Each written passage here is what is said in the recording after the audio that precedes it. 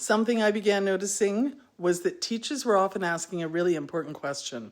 Why isn't positive reinforcement working in my classroom? Hi, I'm Marion from Engaging Curiosity. I help overwhelmed teachers build calm, predictable classrooms. Sometimes the answer becomes clearer when teachers pause to reflect on this simple idea. In this video, I want to explore one question that can help teachers think about reinforcement in a new way.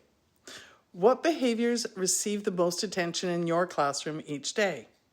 That question can be surprisingly helpful because students are constantly observing what teachers notice.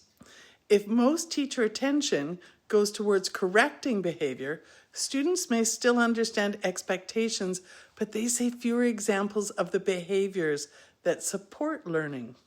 Over time, I began realizing that small acknowledgements of effort often help students understand classroom expectations more clearly.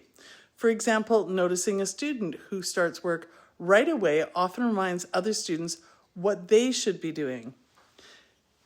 Or acknowledging cooperation between students helps reinforce the sense of community in the room. These do not exclude consequences, of course, but they help students to understand what is appropriate classroom behavior. These moments don't need to be long or dramatic. Often a quiet comment is enough. I noticed how carefully you worked on that problem. Thank you for helping your partner. These small moments help make positive behavior visible to your students. They gradually shape the habits students develop in your classroom. Positive reinforcement becomes more powerful when teachers intentionally notice the behaviors they want to see repeated. In the final video in this mini-series, I'm going to connect this idea to the larger classroom system that supports it. You'll find the link to that pinned in the first comment and in the description. I look forward to seeing you there.